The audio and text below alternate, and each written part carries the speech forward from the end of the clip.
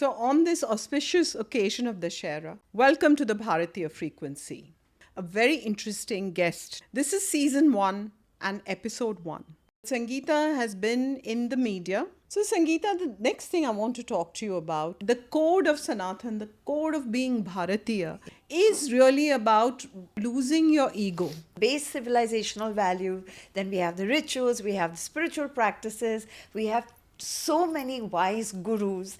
Her spirituality, I felt his presence when I was losing my parents.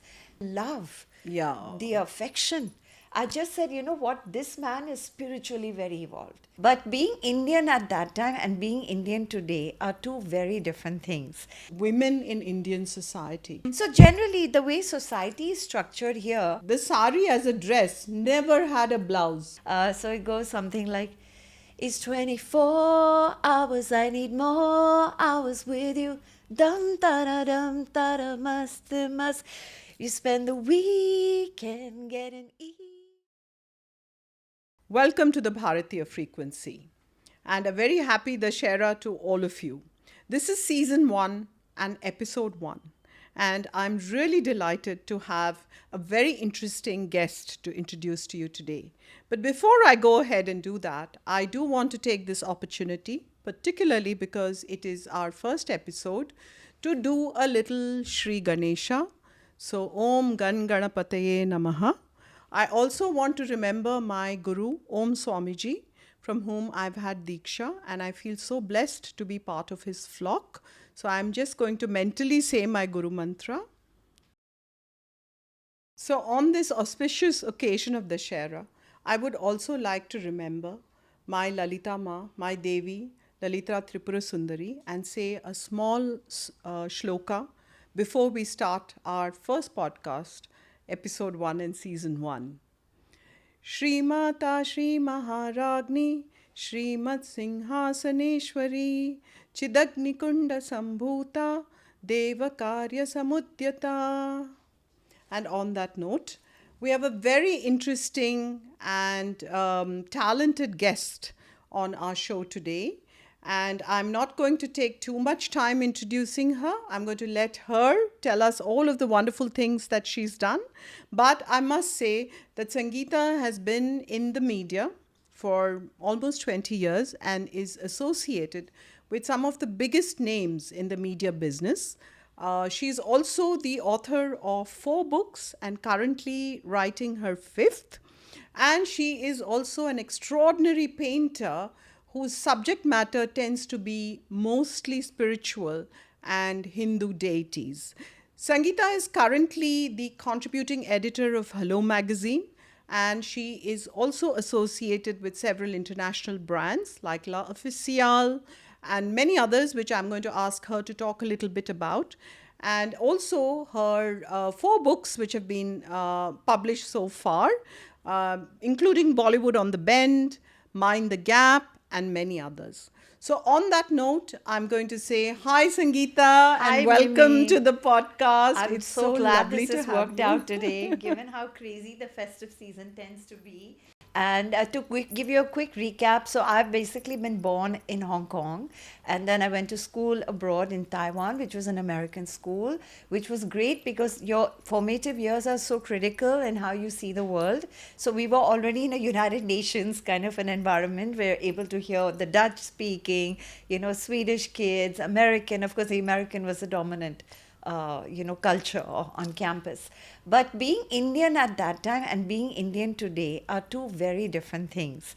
And I'm so proud when I see success stories that are homegrown. I'm going to ask her to talk to us a little bit about her books, a little bit about her journey as a woman to this point, and of course, how her spirituality has underpinned that journey.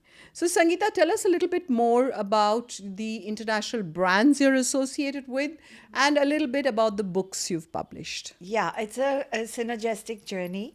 So I was writing from a young age, so I always knew that was the direction my life path was meant to take.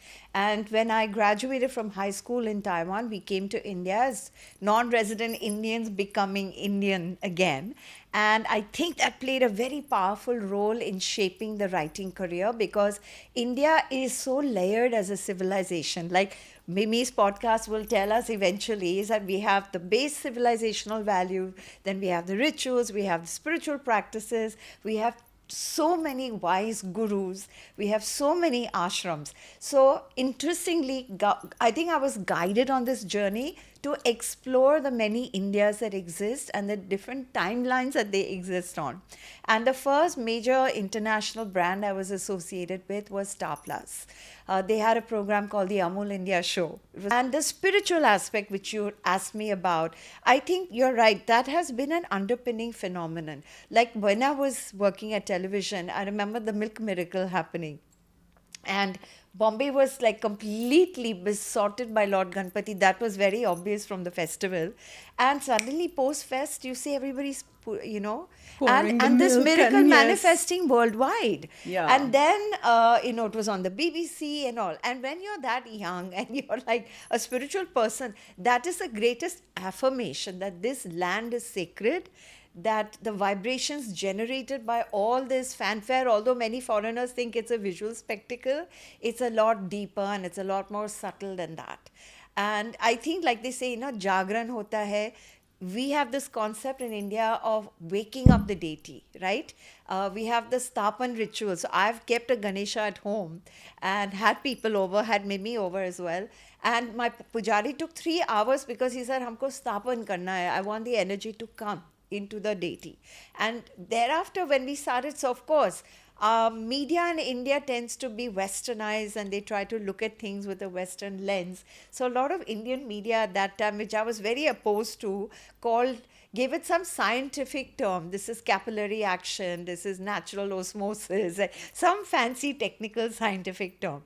And I was thinking, the British came, they've taught us to be skeptical of our own land, our own sacrality, our own miracles. So we need to reevaluate things. And given I am in a media space where we all have to make everybody happy, even the higher ups need to make, think your stories are making sense. But I have to say the humility deep down, the maestros of India, whether it was Zakir Hussain, whether it was Amitabh Bachchan, could be a Maharaja of Baroda, the humility that comes with our cultural codes, and where we are taught that you will never be the greatest thing on earth. So please get that out of your system. And I think with Amitabh ji, maybe there was some very rich Saturn learnings because he wears a big blue sapphire. And I had once gone to the KBC set to interview Siddharth Basu, who's the producer of KBC. At that time, KBC was viral, before the term viral was existing, and I was doing a story for Verve magazine. So on set, I see Mr. Bachchan looking into camera, talking to like he's talking to a best friend and rolling the jokes off. Okay, you imagine looking at a cold teleprompter, joking like it's your family friend. Look at the mastery. Yes. Absolute mastery. And then the average common man sitting in front of him, the love, the affection. I just said, you know what, this man is spiritually very evolved. So India has that aspect. Absolutely, Sangeeta. You're so spot on because I think that what you've talked about, I like the word you use, the code, the code of Sanatan, the code of being Bharatiya, is all about losing your ego, becoming one with the whole. It's not about arrogance, and the higher up you go on the ladder, the more of that humility you encounter, because ultimately the core teaching of Sanatan, whatever path you choose, and there are a million pathways to the same single truth, is about dissolution of the ego. It is about dissolving the self to become part of the whole. And I think that is reflected in so many ways in what we call the Punya Bhumi and the Bharatiya. And I think sometimes people like you and I who've had long stints of our life away from this country actually value it even more. The fact that I can just get up on a Monday morning and go and do my Shiv Abhishek in my local temple is such a great, I have so much gratitude for that because I missed that living abroad. But I think I'm very happy to see that there is a reawakening of this Bharatiya identity and this road back to our own spiritual origins, which I think, India has lost it to history, to multiple invasions, to so many things that made it difficult for us to retain it. Having said that, hence it's called Sanatan Dharma, because it is eternal. The word Sanatan, of course, everyone's aware, I'm sure, means eternal. It is applicable in every context. It's very contemporary. And I think my attempt with this podcast, the Bharatiya Frequency, is really about, contemporary Sanatan, how in our everyday lives it can be a complete guiding light to us and give us the value systems that actually help us grow and progress. It's not about renunciation and running away to the mountains. It's about winning the battle here, as Krishna told us in the battlefield of Kurukshetra. So, talking of battles, and on that note, I want to just touch upon a few of your books, Sangeeta, which are so interesting because somewhere it's also about a woman's journey. All of them are, to some extent. So, Sangeeta, the next thing I want to talk to you about are your wonderful books, many of which I've read, and I think one of which I'm featured in as well. And one thing I found that each one is so different, but there is an underlying running theme of the Indian woman and Shakti, a subject that is so close to my own heart, and my own, Practice. next book Yeah, is oh. about Sanatan Shakti. Okay. And I think that I feel very strongly about women in Indian society because they are highly revered, and yet with all of the influences that have completely sort of diluted what it means to be Bharatiya. And one of the things that I want to actually bring to light through these podcasts is, what does it mean to be Bharatiya? What is our civilizational identity? And I think your writings in many ways touch upon that, because Yes. very interestingly, and I'm going to take a small digression because I know you will enjoy it, Yeah. is that, did you know, so today when you go to a temple, they want you all covered up. You won't be given entry into, and recently I was in the Tirupati temple, I had a sleeveless blouse, I used my pallo. I understand the concept of modesty. But do you know that interestingly, the sari as a dress never had a blouse.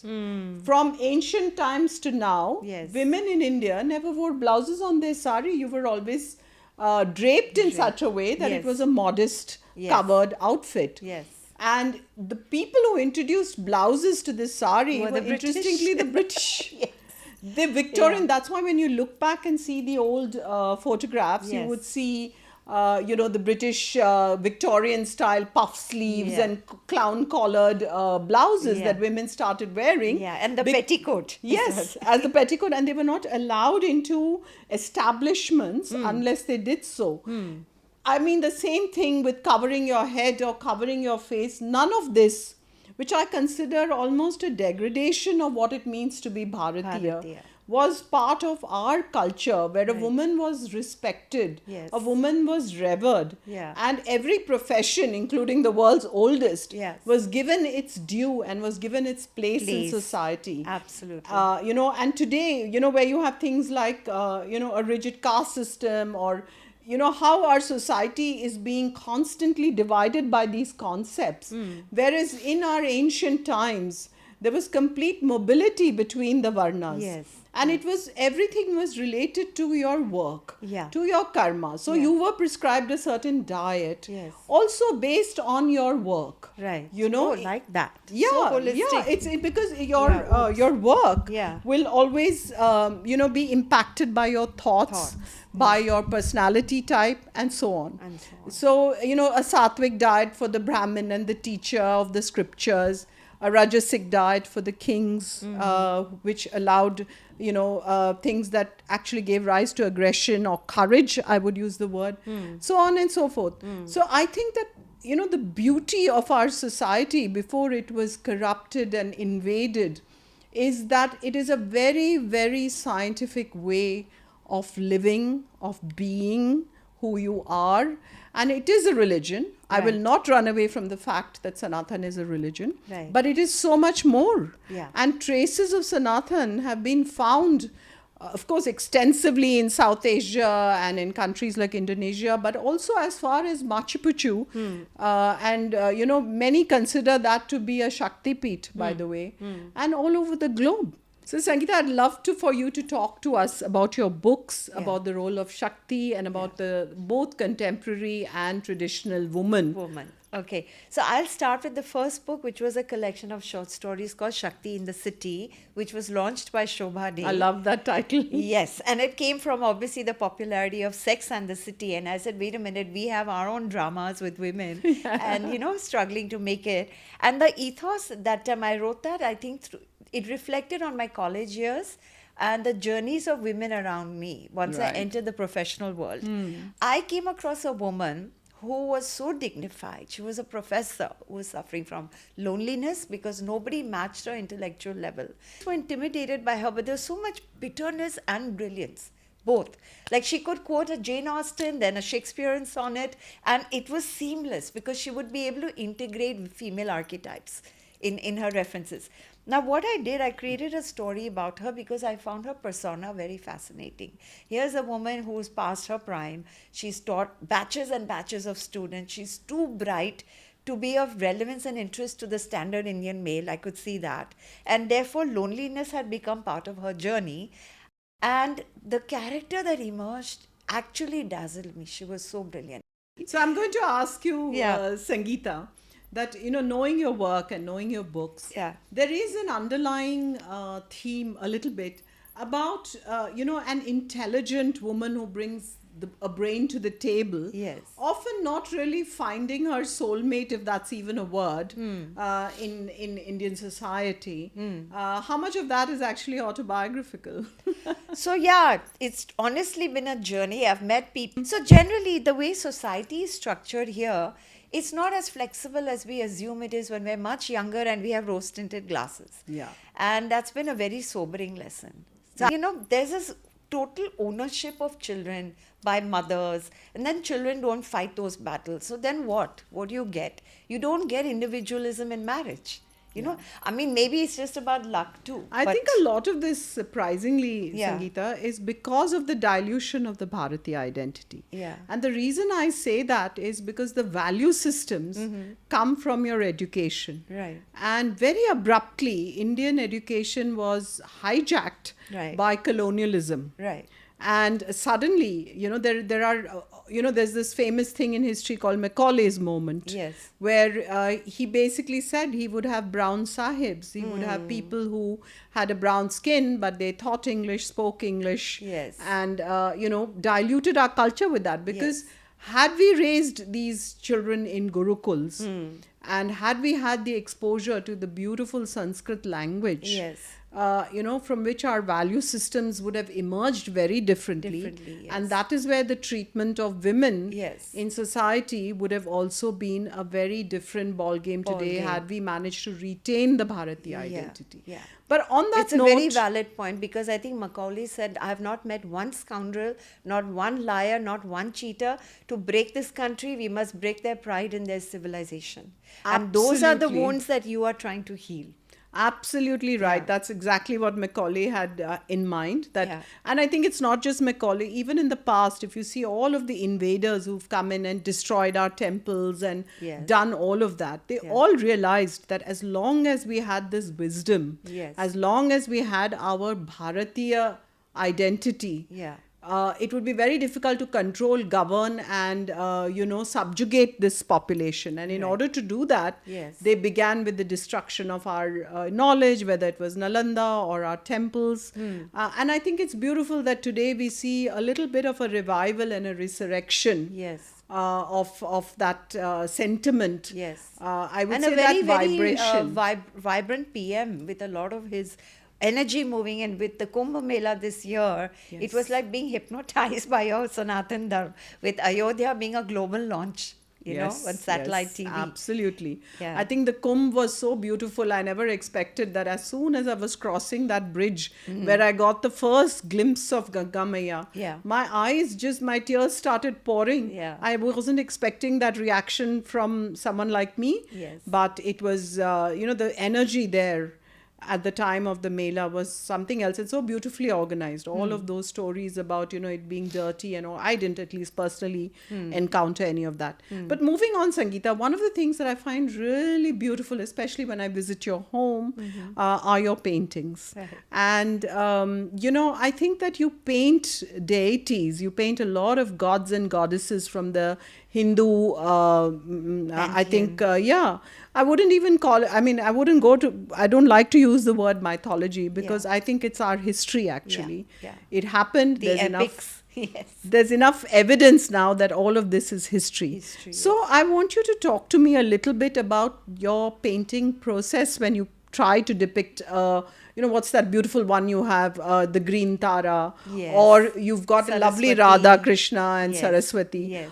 What is it that, what is the process like? Yeah. And how does it affect you personally when you do it? So initially it started with Krishna's. I suddenly found myself buying purple clothes. I felt his presence when I was losing my parents. Painting after the left brain day, at the corporate office, painting brought me a lot of peace. And, I was seeing a lot of changes with my family, parents getting old, that can shake you up from inside out. But I felt Krishna also drawing near me. Otherwise, I don't think, coming back from work, you have the patience to sit, mix colors, put Swarovskis. So the first series I did was dedicated to the presence of Krishna. How beautiful. And yes, it brought me tremendous sense of like, I'm not alone. That was the messaging that I kept getting. Interesting. And those Krishna paintings I won't even sell. No matter what the kind of bids that come in for it, I can make a duplicate for a client, but I will never sell. And it was also an activity that kind of, then like you're saying, now the goddesses have been a lot of, they've appeared in my writing, the archetypes. And I also felt very much in sync with Ma Saraswati, Ma Lakshmi. So I did start doing the goddess paintings. I started exploring Buddhist goddesses like Green Tara. I did a Chinese sea goddess called Matsu. I use sea, shells and pearls. Now, honestly, from a selling point of view, I'm not a commercial person. I feel that the work is its own reward. An artist at the Lovely. end of a work just feels like I can move away. I've given something to the world. Whether the world takes it, leaves it, it's up to them. But I did a show. You came and you witnessed that. And now I'm feeling inspired because I remembered in my Hello days, I had visited a lady who took me on an Akashic journey. And she said a lot of these heavenly beings are saying that you are going to create three-dimensional layers to divine imagery. And I said, but nobody cares about that. They're just on my wall. I don't have galleries picking it up, and I'm not sure whether there is a future, whether there's any reason to keep making them. But she kept saying, no, the universe wants you to do this work. So I said, okay, then probably it is going to be a journey that will go somewhere. So I'm continuing with the goddess series now. And like you're saying, our culture is so rich that every aspect of the deity's position, what they're holding, the direction of Ganpati's trunk, The everything, iconography, the yes. iconography is richly symbolic. So you have to Absolutely. do it in a spirit of Chitra Seva. Yes. Like, please accept what I'm making. Please, I hope you bless it. But, and another thing I want to say is that the energy, so I have a wall full of paintings of Hindu gods and goddesses. And I have friends who are in alternative spiritual practices, which don't always synergize with this, which is very, very proper Hindu, Pure and iconography. white Very pure energy. and yes. And very simple. It comes from a simple space of faith. But these people who are trying and experimenting with Tantra, with other modalities, their objects go disappearing. They have very strange responses to my living room. So I do feel there is an element of mysticism which I'm living with every day and Yeah. I'm taking for granted. Absolutely wonderful. I love the word you use, Chitra Seva, which is actually service to God through painting. Painting. Though I do want to clarify one small thing for my audiences. You did mention the word Tantra, Yeah. and I'm very sensitive to the word Tantra being associated with dark forces because it is nothing like that. There do exist very small ways and means in which ultimately it's manipulation of energy that people do in this country and in other countries as well. But Tantra itself is nothing more than a technique. It is a very pure and white energy. And as a tantric practitioner myself, I would say that it is a journey of purification. That is what but I know exactly what Sangeeta is talking about. That, when people with very negative energies come close to those who are on the search for truth and close to the divine energies, Yeah. they become very uncomfortable both in your space Yes. and in your friendship. Yes. And I've had them move away. So, Sangeeta, I want you to just touch upon a little bit about your music as well, because I know that you are a singer and you have released some interesting YouTube videos of Videos. your music as well. Yes. And if you do feel like humming, though don't feel pressured to, a couple of lines for us, that is also very welcome. But do Okay. tell us about what music does for you. Yeah. Music as a spiritual journey for you, as well as, how you relate that to, Yes. your Bharatiyaness. So I think music has anchored me at many levels, emotional, spiritual, and I don't know what it was. I think karmically, my journey as a writer got more impetus from a young age. All those doors opened very quickly.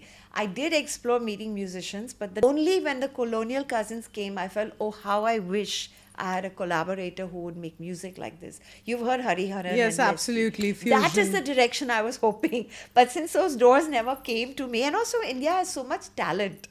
Now we Yes, have 2 million absolutely. platforms. Back then we didn't. So back then it was Absolutely. all the marketing. So I said, no, if it's only about the marketing, I'm a much better writer than a singer because those guys put me through the paces. I could see my strengths and I could see my weaknesses. I also think God guides your journey. So He obviously put better people on my path for the writing thing. And I've realized over a period of time that with music, I have a cousin who's a top notch musician. I don't want to say his name, he doesn't like to associate with family ideas. But he's a very individualistic guy and brilliant, and he could have also been a thinker and a writer. But God guided him on that music journey. He was able to get inspired, create original compositions, and he's fearless on stage. Great. So I think, yeah, it's a journey that God literally like tells you, this door I'm opening for you, this door I'm really not. But I have 2 songs on YouTube. One is a mashup called Guys Like You. So the original was Girls Like You, and I twisted it to Guys Like You, and I blended it with Rahman's Tere Bina. Lovely. So I can hum that a little if you want. It's one of my Lovely. most popular videos. So it goes something like, it's 24 hours, I need more hours with you. Dum da must. You spend the weekend getting even. Ooh. Dum dum. It's you spend the late nights getting things right between us. Oh hum dum bin tere kya jeena. And then it just goes into dum tada mast, and it just goes progresses like that. Beautiful. Such a lovely mashup. Yeah, Loved it's very seeing layered, that. and I'm nervous. So right now my voice is shaky. No, but no, we definitely put all of the links in our description, and so Yeah. I would, encourage you to go and listen to Sangeeta's work as well. It's on YouTube, and finally, Sangeeta, as a last question to you, I know you've had, the ups and downs and the climbs of being a woman in media, Yeah. and not a nepo kid. Not That a wasn't nepo even a kid. term. Yeah. So I would like to understand how your spirituality and your value system Yeah. was a guiding light through that journey. So really kept me sane that I had these spiritual anchors and also a sense of detachment. And I do believe Krishna gives you a lot of that. Politics, office politics are very powerful in a media organization. More and more in recent times, I also find that media has become a bartering point. So a lot of people in this business end up, having these sort of, now it's called collabs, it's very legit. Like I was telling you, modern India has a lot of this stratification, and it was very fluid in our scriptures, it was fluid in the epics. We have to be watchful of that. We have to be mindful that are we actually a fair playing ground for new entrants in the business who've also earned their place in the business. Absolutely, absolutely. So I'm picking up on you saying that your dedication to Krishna and your value system, perhaps from your parents and your Indianness at home, Yeah. was what was sort of holding it all together for you Yes. while you went through these tumultuous ups and downs of a Yeah. media career Yeah. with no godfathers, you know. So it's on that note, it's just been wonderful talking to you, Sangeeta, Absolutely and I think wonderful you've talking to given you. us so I many always things to learn think from about. you as well. No, I look forward to many more conversations with you on the Yeah. Bharatiya frequency. Yes. And thank you so much for being our guest today. We You're appreciate your welcome. I time. really enjoyed learning from you. Thank Thank you. you.